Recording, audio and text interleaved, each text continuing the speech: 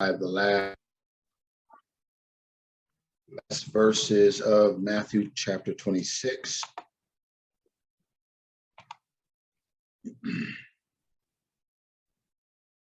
Now, Peter was sitting outside in the courtyard. A certain servant girl came to him and said, "You too were with Jesus, the Galilean." Because he denied it before them all, saying, "I do not know what you are talking about." He had gone out to the gateway. Another servant girl saw him and said to those who were there, "This man was with Jesus of Nazareth." And again he denied it with an oath, "I do not know the man." A little later, the bystanders came up and said to Peter, "Surely you too were one of them." Now, you always say, almost imagine them saying, "I don't forget a face for the way you talk." And then he says, "For the way you talk gives you away." Then he began to curse and swear, "I do not know the man." And immediately a cock crowed. And Peter remembered the word which Jesus had said, "Before a cock crows, you'll deny me 3 times." And he went out and wept bitterly. All right. So we're going to dive into it. There's this actually, although this is a short passage, there's a lot going on, and a lot of what is called exegetical questions in order for us to really understand what's going on. So there'll be a portion of this where we have to do some heavy digging, but I will guide it, so it won't be as heavy, but we do have to dig a little bit. I want to talk about, though, faith on trial. Faith on trial, the temptation to be disloyal / deny the master. Faith on trial. Premise of this Bible study, I think, is very clear. And it is simply this, that Jesus is not the only one on trial in this scene. This, of course, he will, this is kind of a pre-trial kind of thing, because technically the Jewish people didn't have any authority to do like a Roman trial. This is why they're kind of have in their court, though, so that they can send them to Pilate. But when you follow the narrative, it ain't just Jesus that's on trial. Now, Jesus has to come before the high priest, and they're going to kind of have a trial based off of his conversation about the temple. And he said, Rev Johnson dealt with that, that he said he was going to tear down the temple and rebuild it and all that stuff. So he's on trial for that. But it doesn't take much to realize that Peter is also on trial. Matthew tells this story from Mark. He gets it from Mark. And of course, as an apostle, he was there too. But far as the writing of it, this is Mark. This is pretty much word for word almost how Mark has recorded it. But you can tell when you read the narrative, there's some clues that they're intended to be interpreted together. And the first one is this in verse 58, the 58 or 59, when it says, "And Jesus and Peter followed from a distance," right? So you kind of have this, you almost kind of imagine sometimes when you're watching a movie, there'll be 2 scenes going simultaneously, and the camera will pan out of one scene. And while that scene is going on, it'll put the scene, the camera will be on another scene that's going on at the same time. And so this is kind of how y'all think about this. And so he says, and Peter follows from a distance, and then he goes into details about Jesus's trial among Caiaphas. And then and so you would, okay, well, what's going on with Peter? Like, what is he doing? And then so now we finally pick back up. Now the camera finally pans back in and zeroes in on Peter, and now we get to see exactly what he's doing. What that does, though, it shows that these are connected. They're connected literally and theologically. They're connected too. And so it's faith on trial. And I'm going to make the argument, as we'll dig a little bit deeper, but I'm going to make the argument that there's going to come a time, and there are times when our faith is put on trial. We already know Jesus makes 3 predictions. He says, number one, that they would all fall away, not just Peter, not just Judas. He says, all of you would fall away. And then he quotes the scripture. He says, not only fall away, which we'll talk about what that means in a minute. He says, y'all will be scattered. I will strike the shepherd and the sheep shall scatter. And then he says, though, but after that, he would be raised and he would go before them to Galilee. So that already kind of already assumes this, I don't even want to use the word restoration, but it kind of assumes that even though they deviated, they wouldn't be totally disqualified. Still, in the midst of all of that, when Peter says, oh, no, okay, sorry, objection, correction, there's a correction, Lord, you made a mistake. Even, I know they might fall away, even if they all fall away, not me. I never fall, I never, right? And this is part of the problem we'll come back to in a moment, but like,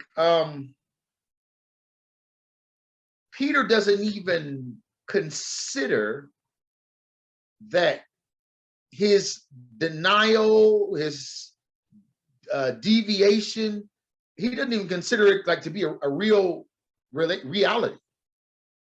It's like, it's almost as if it's like Jesus just talking some just crazy stuff. He says, even if they all, I would never, watch what he says, I will never, he uses the language, I would never fall away. Jesus then said to him, truly I say to you that this very night, forget about it in the future. Yeah, I mean, forget about, sometime down the road, this very night, right? You will deny me not just once, Peter, but 3 times. And Peter, and you would think then that would have ended the conversation. Like, okay, Lord, you know all things, right? Because he said that before. He's going to say it at the resurrection. You know all things, Father. You know I love you. You know all, Father, and all that. You know all things, Lord. He should have stopped right there, but Peter, he says, Peter then said to him, even if I have to die with you, I will not deny you. I said, boy, okay, well, you talk about putting your foot in your mouth. So, because of that framing, because of the type of conversation and back and forth between Jesus and Peter, this is serious, and it's not, but it signifies his commitment and his dedication. And so what better word than to describe that as faith? And so this is his faith on trial. He just says, oh man, it's gonna be nothing. I can do this. And now we're gonna see. Now we're gonna see. So so he's somebody that does not take the temptation to be disloyal or deny. He don't take it seriously, but it is a real thing. Before we can get into deeper though, we gotta do some digging. What does it mean that Peter denies Jesus? There's a couple of things that we have to consider that the text mentions. One of it is, what does it mean, since it's framed a couple of verses, a couple of times with the words scandalizo?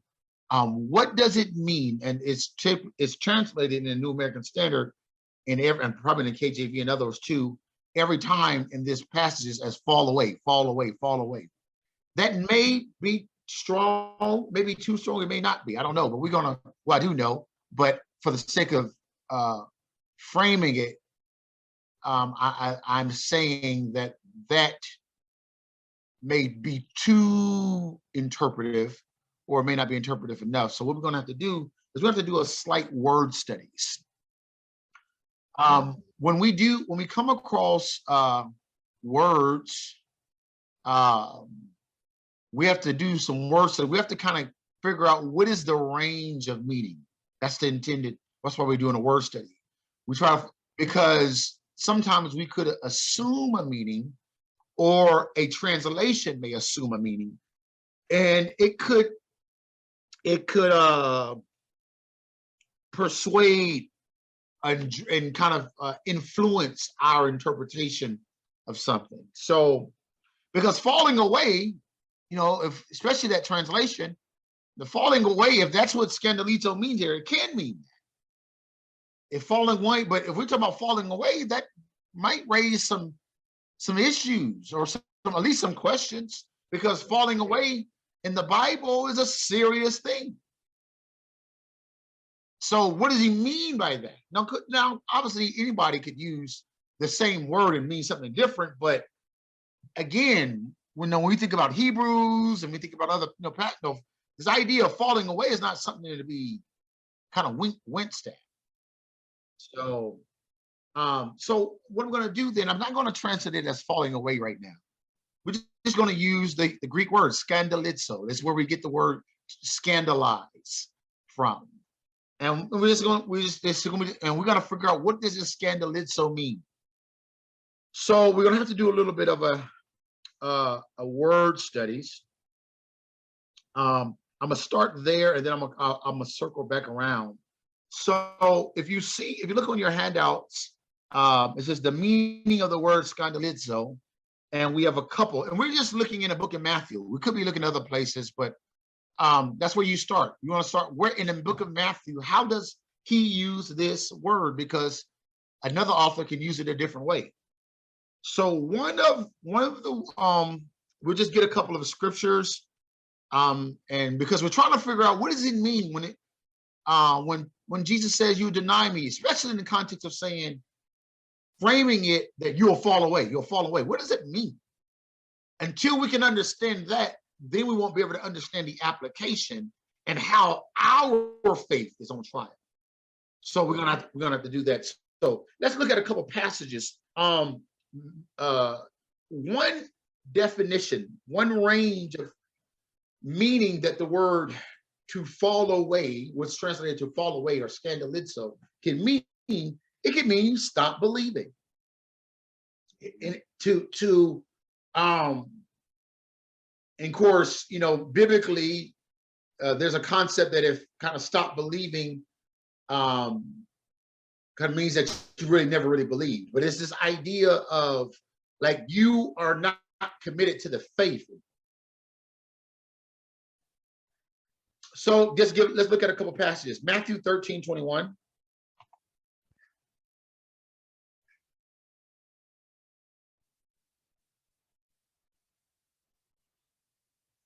So this is the parable of the sower.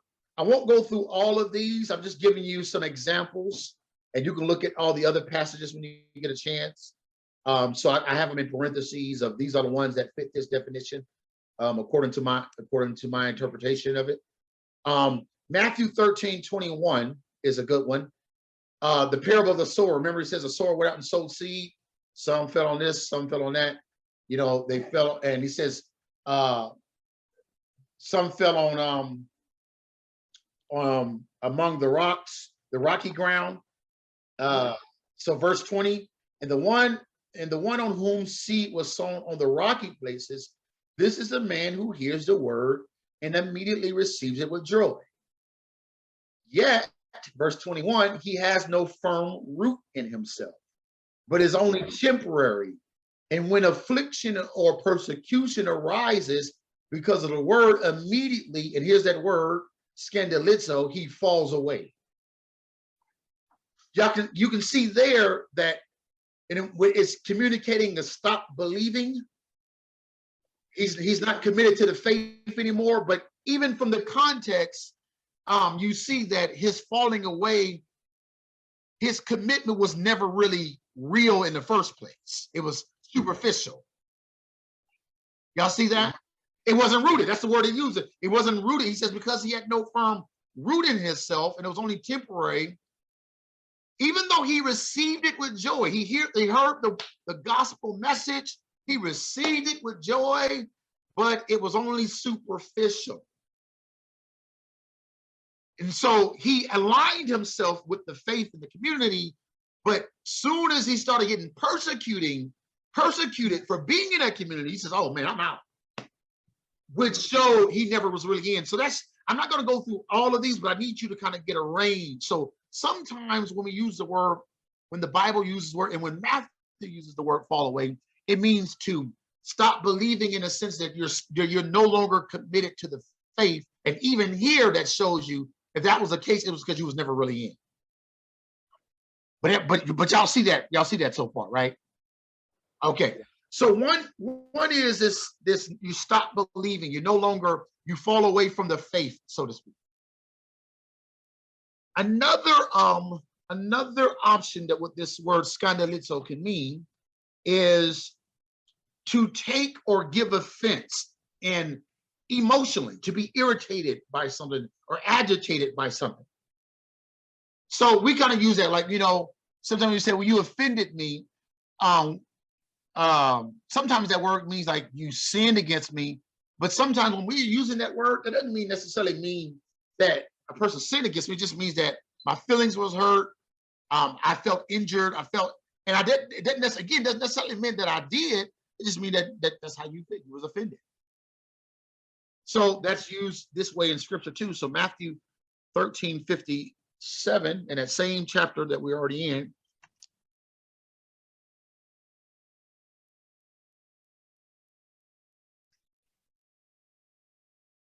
So Jesus is teaching in the synagogue, verse 54. They all became astonished. Says, where do you get this wisdom and miraculous powers? Is this not the carpenter's son? Mary, we know, and brother, we know his whole family. His sisters, they're not with us. And the Bible says, and they were scandalizo at him. They took offense. Same word, scandalizo. And probably to give you another example of that is, let's go to I think it's 15 and 12 with the Pharisees. Matthew 15 and 12. Yeah. So Jesus saying some stuff, as he always do, and he kind of going in on the Pharisees. You honor me with your lips, your heart is far from me, and all that kind of stuff. He pretty much telling them, like, y'all ain't for real. And then the disciples, verse 12, Matthew 15, verse 12, the disciples said to him, it said, do you know that the Pharisees were scandalizo when they heard this statement? You hear Jesus say, what does that mean to me? What does that mean? Right? But it's not saying that they were no longer committed to the faith, right? It's not like they fell away, but they were never really in. He hurt their feelings. They were in their feelings because of something Jesus said. So same word right now. So we've gotten two meanings. The first one is what? Stop believing. Yeah, kind of stop believing. That's a serious thing, right? That's one where those who are connected to the faith, at least in a cursory level, and of course we don't. We all know, right? We don't all know. We can only take what people confess. We don't know what's going on in people's heart, and so we just assume that everybody's in when they say, "Yeah, I'm a Christian, I believe." But then sometimes your fruit don't lie, right? Your fruit will tell on you. So yeah, they stop believing. They stop being committed to the faith. And this one, though, it's not the same. It's not about the Pharisees stopped committed to the faith and they fell away. It just means that they were emotionally offended or irritated or agitated. They're in their feelings, essentially. That's what it means. Lastly, it can mean to sin. So now these other things to like stop believing can be a sin, but this can just be kind of sin in general. Or it can be a specific sin of like when you cause somebody to stumble, it could often be connected to sinning in a way that you've caused others to stop believing because of your sin. And so it can be a kind of a conflation of the first one and a different one to sin. So Matthew 5:29 and 30.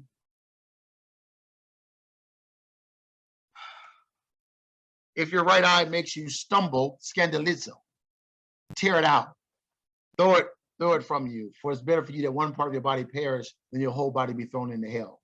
And so there's this kind of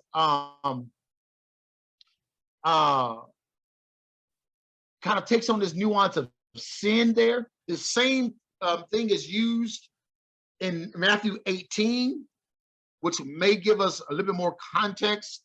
If your hand or foot causes you to stumble, cut it off, throw it from you. It's better you to enter life crippled or lame than having 2 hands or feet cast in entire hell. And then verse 10, when he says that, see that you despise not one of these little ones.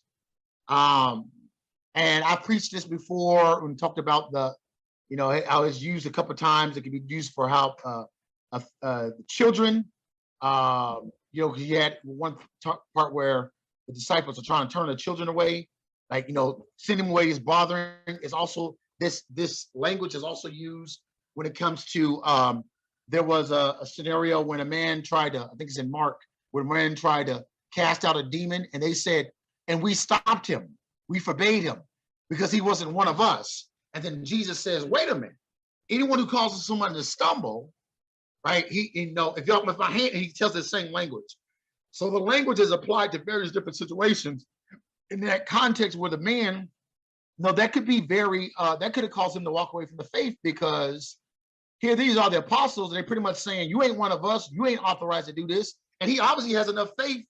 And remember what in the scenario, he's casting out a demon right after it said, and they couldn't cast out a demon. The very next scene, here's this guy casting out a demon. They said, we forbade him. Right. And so Jesus says, whoa, wait a minute. Don't, be careful. Don't, just zeal not according to knowledge stuff. Don't be just jumping out there correcting. If he's not against us, he's for us.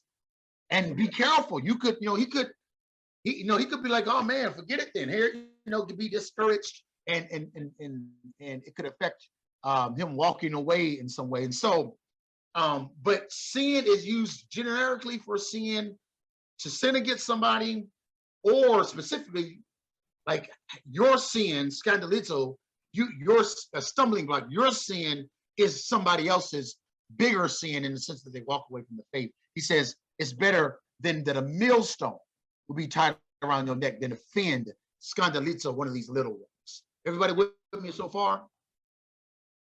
So let's do this. So as we move forward, you might ask, what is the benefit of that type of study? Now, just a real quick word study within the book of Matthew. I took every passage, every verse where the word scandalizo is used, and I tried to figure out what are the range, and I came up with 3, and they're not 3 different from where anybody else has come up with, but you can see that every scripture in Matthew is associated with one of those that has it. So what's the benefit of that? Well, the benefit of that is then when we see this word in Matthew, in our current passage, 26:31 through 33, we then, it causes us not to assume a certain meaning. We now have to decide based off the range of what we know, which one fits better. Because in assuming, we could also assume a certain interpretation. which could be misleading. So let's go to Matthew 26:31. Then Jesus said, so we're not going to use the word fall away because that could be misleading. We've already gained at least three, particularly 3.5 nuances of what this word could mean. So that's not used fall away. We're just going to say scandalizo, and you all have to tell me what you think, which one fits, A, B, or C. Then Jesus said to them, you will all scandalizo. You all be scandalizo. You all will scandalizo because of me. This night, for it is written, I will strike down the shepherd and the sheep. The flock shall be scattered. Then I'll be raised. I'll go to get for you to Galilee. Peter says, if all of them are scandalized, I won't. I'll never be scandalized. And yeah, so there it is. So how would you, and there could be some arguments. There's some arguments for different ones. But how could you, which one do you think is fit best? Stop believing. I don't think it's that one at all. Okay. Why not, Sister Dean? Because I don't think they stopped believing in who he was. Okay. I think they were afraid, Mm-hmm. but I don't think they actually stopped believing. Yeah, this is a good argument. Go ahead, Sister Dean. So I would say that they sinned because Peter lied. Okay. with his lying self, right?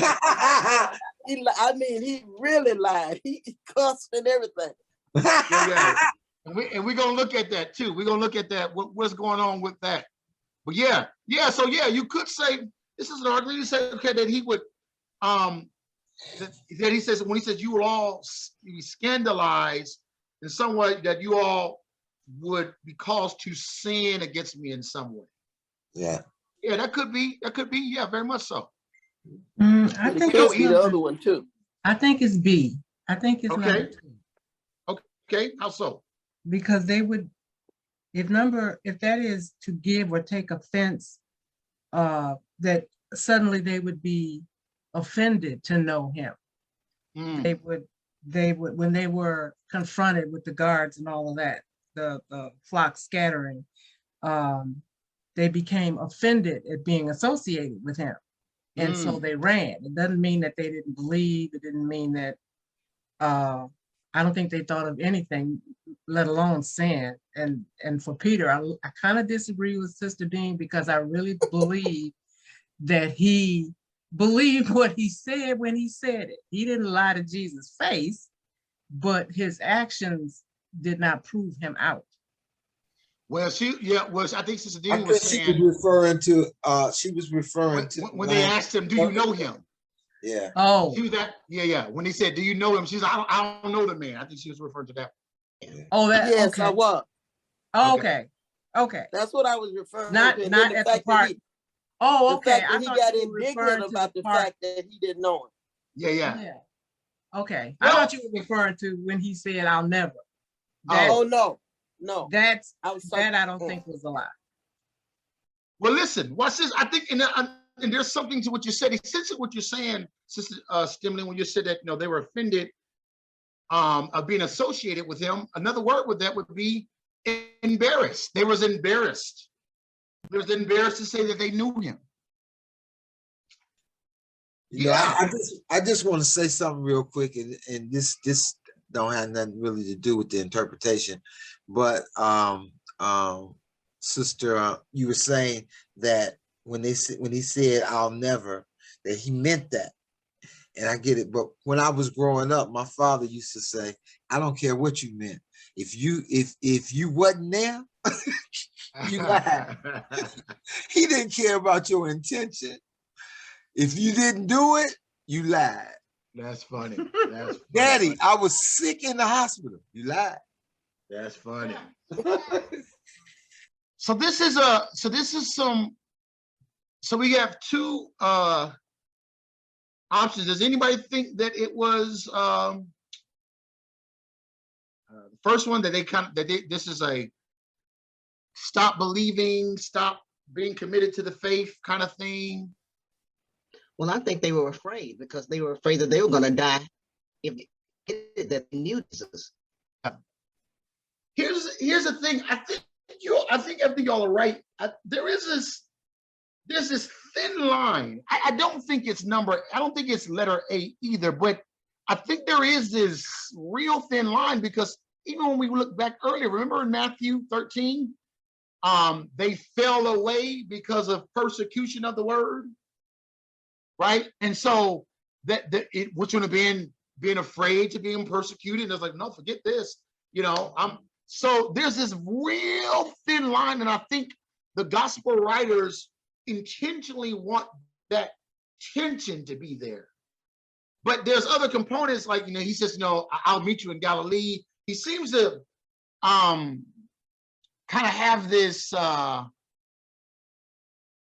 Jesus has this panoramic picture. He sees the big picture, and within the big picture, it doesn't seem that he's alarmed in a sense of like they're going to stop believing. He even says another place, when you'll be offended, and he says, but I pray for you, and then he says to Peter, and when you are restored, restore your brothers, right? Like there seems to be this, kind of big picture idea, but there is this thin line. Here's another way, kind of to make this argument. I think there is,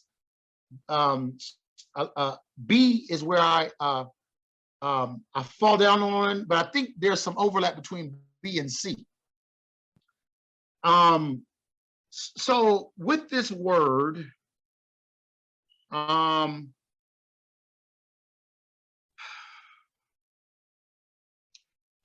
word it's a kind of a difficult word, but the question is, where does the emphasis lie? Is it on the action or on the result of the action? Is it when it says that you'll be scandalized, is it actually like what they do or the result? Let me see if I can help you understand. If it's on the action, then the emphasis can be on the stumbling block put in front of you. In other words, you will be caused to be to fall away. So the emphasis is on something or someone causing you to be scandalized. And that could go in light of Rev kind of at least played with that that interpretation with one of his lessons a couple lessons ago when he was talking about fullness. So is this kind of what's going on here with this divine component? Is the God is causing or bringing this about in some way, and so it could be an emphasis on that it's the thing that's been put in front of you. The other emphasis is that it's not on the action, the actual stumbling block, but the result of the action. Then one is, how can I put this? One is what happens to you. The other one is what happens within you. That would be the result. Let me see if I can help us. So, a woman can go through a divorce, or a person can go through a divorce. And maybe a spouse divorces one spouse. A husband divorces a wife or something. That the divorcing of the wife, that's what happens to her. But the result of the divorce could cause something to happen within her. So if the husband divorces his wife, he could scandalize her. The very act of divorcing is him sinning against her, right? If he didn't have a legitimate reason, that's just he scandalized her, he sinned against her.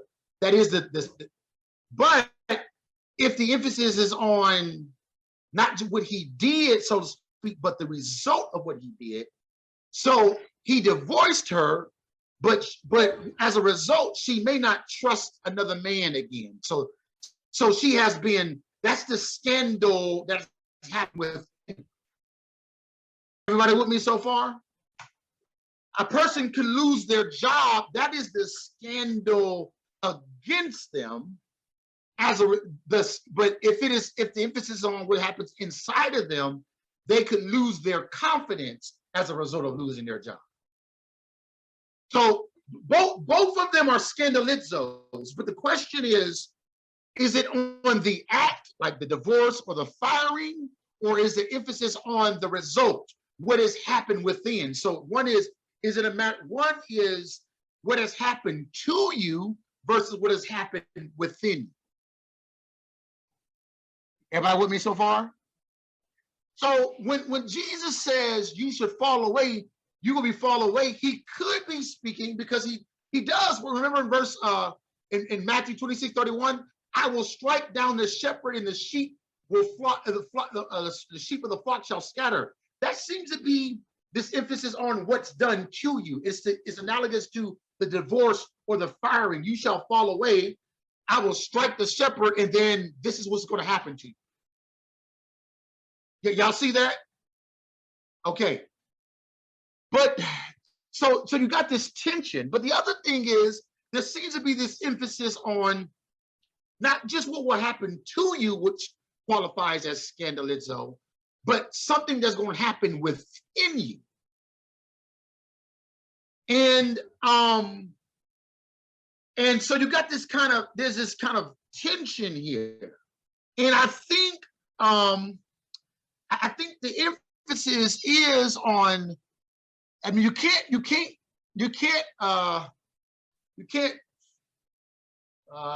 this word I'm for. You can't just overlook the part of what's going to happen to them. But I think that the emphasis, particularly in light of Peter keep going back and forth, oh, I'll never, even if everybody else, I don't care, I ain't gonna never deny you, right? I think there's also some emphasis on what's going to happen within them. And I think if you automatically interpret that as fall away, as in letter A, they stop believing, fall away, then you think then what happens, you just automatically assume that what happens within them is disbelief or doubt or something like that. But that's not that could be a possibility, but that's not the only thing that can happen within them. I think what happens within them is kind of what Sister Emily was pointing at. In others, I talk about fear and stuff like that, but it's embarrassment. And then if that is the case, then this gives us the framework of faith on trial in the temptation to deny him. And here it is, there's going to come a time, or could come a time in our life as Christians where we are put in a situation whether we have to decide, are we are going to be embarrassed by Christ in our commitment to him or not.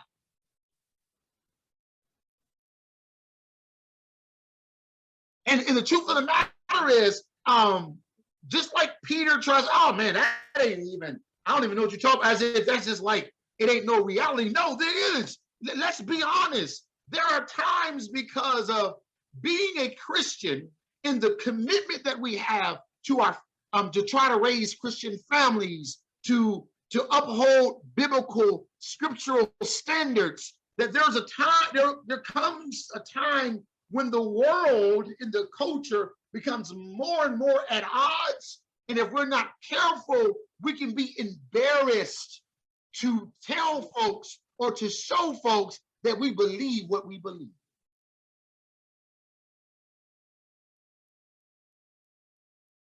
Yesterday was International Women's Day.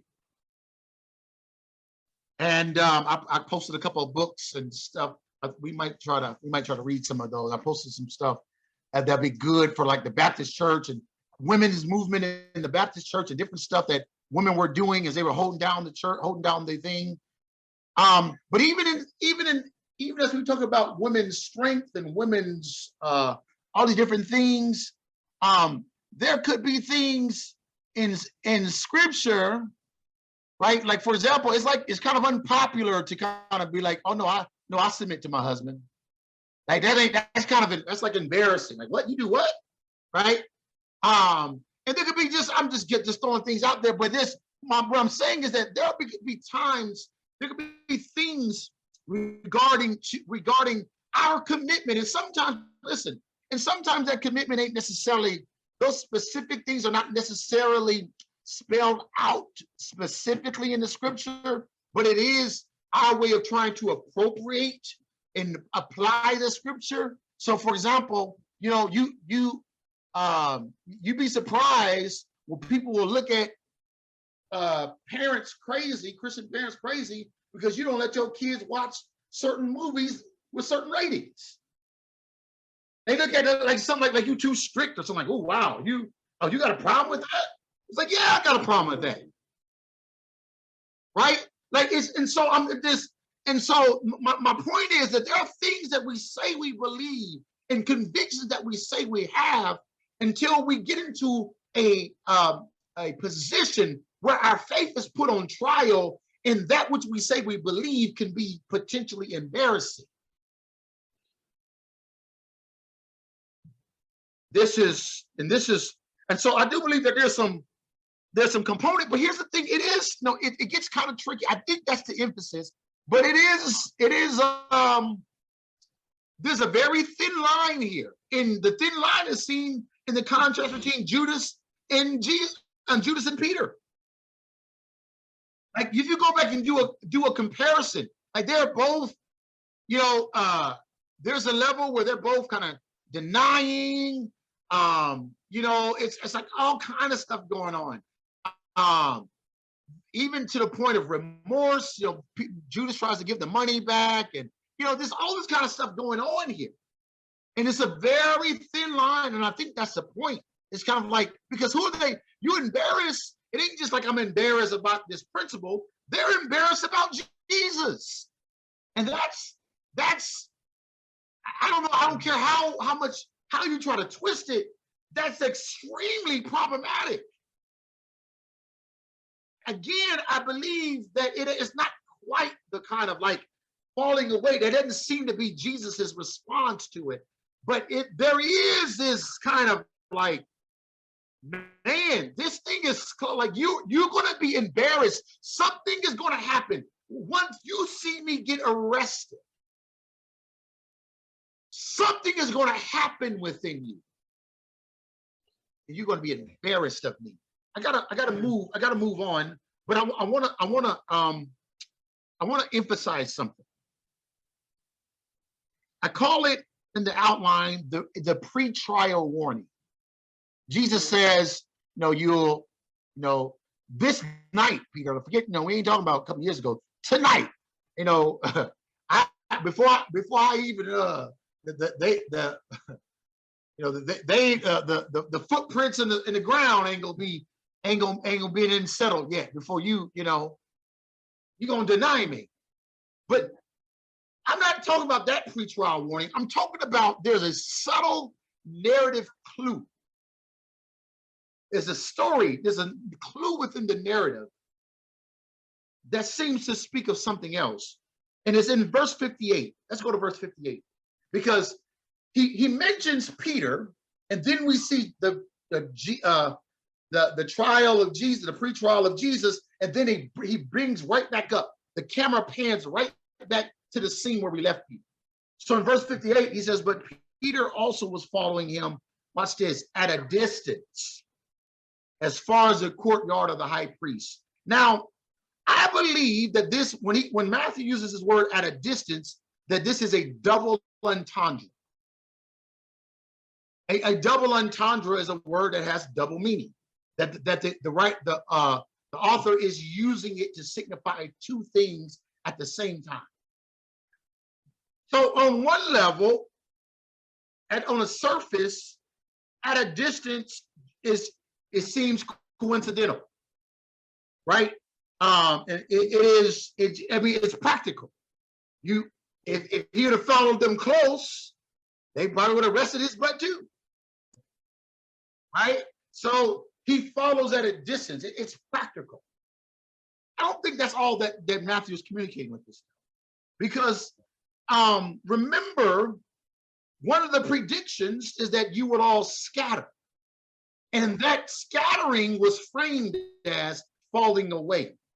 And there is this level where it is, I do think it is this kind of sinning in a sense that they're not only be embarrassed, but they're going to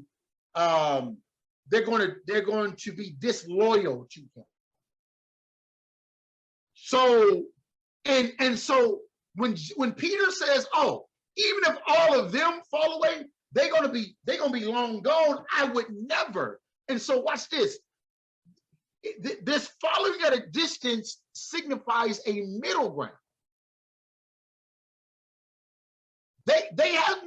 He has not scattered totally like all of them, like the rest of them, but he has not followed as closely as he said he was either. He's following at a distance. And here is the warning. Here's the warning, beloved.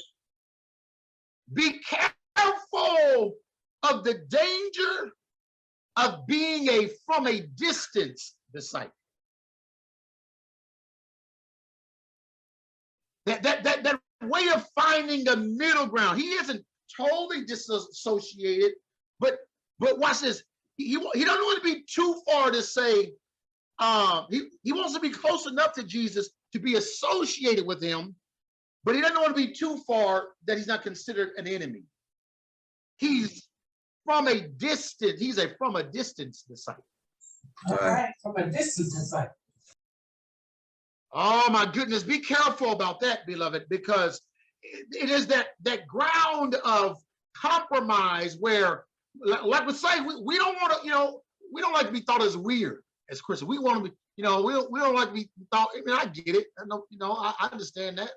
But be careful that we are not trying to create this dynamic where I don't want to be like, I ain't trying to be considered too close to Jesus, but I ain't trying to be out there either. It's from a distance disciple. And this is a warning because he's following from a distance. So he goes from following from a distance to actually being in a position that arguably is worse than the others. Because he's close enough, he's in the courtyard. That's what 58 says, and Jesus and Peter follows, where am I? Peter was following from a distance as far as the courtyard of the high priest. And then in verse 60, that's right. And then verse 69 picks up right there. Now Peter was sitting outside in the courtyard. It picks up the scene. He's close enough where he can be associated, but he ain't close. And then what happens? So then comes the prosecuting witnesses. They say, wait a minute. I know you. There's a servant girl. She came and says, oh, you too were with Jesus. See, she is establishing close proximity, and he says, no. He wants to be he's from a distance disciple. Hey, Pastor. Yes, sir. And that's what I meant last time when I said that he didn't go far away enough. Yeah. Like, yeah. Like you want to be close enough, but you don't want anybody to know. Yeah. But it defeats itself because you've been around him too long. Come on. People know that you were with them. Yes, sir. It's too late. Listen, there's some stuff about you that betrays. You can't. That's the thing about this Jesus. You can't brush up against him and just casually and not be affected. Not when you're serious about it. Not when you're real. And see, that's the thing, is that there was some stuff. Now, of course, he says no. He said, you with him. You were one of them. No. He says no. But he denied it before all of them and saying, I do not know what you're talking about. When he going out the gateway, another girl, a whole different girl, serving girl, says, oh, no, you were with him. This man was with Jesus. Then she begins to tell everybody. The first one was just a conversation between Peter and the other girl. The second one, she put it on blast. Right. Put on Facebook. That's right. She sure did. Instagram, Twitter, and Live. It was live. I know. He's one of them. He Now says he maybe I denied it was with the out oath. of pocket, but that was the part of the scripture I was referring to. Yeah. I'm with you. I'm with you. We understood, Sister Dean. Oh, okay. And he denied it with the oath. Here it just means that oath taking. This is not cussing. This is oath taking. We always know, but it's oath. In other words, it's kind of an imprecatory thing where he said, like, I mean, maybe we could consider it cussing, I guess, but it's kind of like, I swear to God, like he's saying, he's making a vow. Yeah, like he's making a vow, like, if I'm lying, like, let something happen to me then. Yeah. A little later, bystanders came up and said, Peter, listen, you one of them.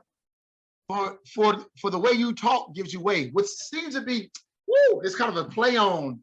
Now, once they're talking about his Galilean twain, right? He's got this folks from Galilee, they talk a certain way. But here's the thing. That wouldn't be evidence that he was with Jesus. This was during the time of the Passover. There'd have been a whole bunch of Galileans that came up from Jerusalem. But it's like the way you talk. Yes, sir. Yeah. Okay. It That's why I betrays started you. cussing. Yeah. So then he said, okay, well, let me change up my speech then. Why I started cussing. As they begin to curse and swear, I don't know the man. So, okay, maybe he ain't one of them then.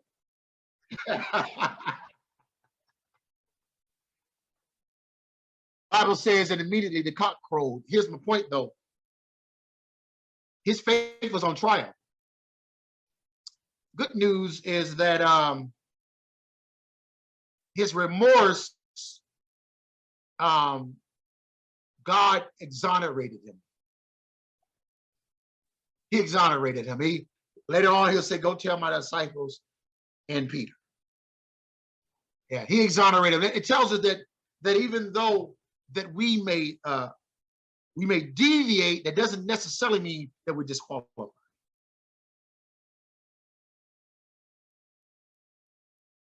But the line is so thin, though, like we don't have to take even the deviation like. But thank God that he exonerated him. You talk about somebody's faithful on trial. This was a terrible trial. Everything. You put witness. I was watching was it the Law and Order? Watching Law and Order last night, and they tried to tell. One of the lawyers was trying to prep an officer not to, because they had got a confession that wasn't a good confession, like it wasn't legally binding. And he said, well, don't mention the confession. And a police officer still did it. He said, man, what I tell you? I told you 5 times, don't say anything. And he messed up the trial. Our faith on trial. Here's an opportunity. Here's an example of Peter just messing up the trial. I mean, you just gave the trial in the hand of the prosecution. Thanks. He's like, certain people you just can't put on the stand. Right? They have certain people who are sometimes the accused can be put on the stand, but sometimes the lawyers will deny that because it's like, oh no, I'm not putting this fool. Like he is not going. If I put him on the stand, he's going to help win the case with him. So And so, and some people just can't, but watch, and so Peter, I mean, he just messed this thing up. He just gave the trial to the prosecution, but Jesus exonerated. Yes, he did. Yes, he did. He had already, as Sister Law just said, Jesus was already prepared for it. He had already said that this was going to happen. But the message though is that one day, and this could have been very relevant for Matthew's audience, who likely could be around the time when they're starting to be 68, 60, no, late 60s, where there's starting to be some social upheaval for Rome, and the persecution for the Jesus followers are starting to kind of pick up a little bit. And the lesson then is that your trial could be coming too. There could be a time where your faith is going to come on trial. How are you going to respond? We could be those who can say, I'm going to be from a distance disciple. Or we can actually be what we confess. Peter says, I would never. There are times, I do think there are times we should, even in the Bible, where there are times where we say, I would never is appropriate. Like it says something about conviction. No, when Joshua says, as for me and my house, right? He's making a stand. So it's not that we should not make vows of commitment, but the problem with Peter is not that he made the vow. The Peter is that he didn't really know. He thought more highly of himself than he ought to, even to the point that he was arguing with Jesus. Jesus says, he said, I don't know what you're talking about. I just don't see it. I don't see it. He said, oh yeah, before the night is over. Peter remembered when he heard the rooster crow. And there it was. He And remembered. when he heard the rooster crow, he says, oh my goodness. And isn't it John that says that's when Jesus turned and looked at him? I think so. And that I remember reading that scripture when I was a kid. I said, man, just how could you to see his eyes? Lord have mercy. Yeah. And that's another thing where I said he wasn't far enough. I know that's right, Rev. Far enough. That's right. Jesus turned and looked right at him. I'm finished, y'all. Might can run, but you can't hide. That's right. That's right.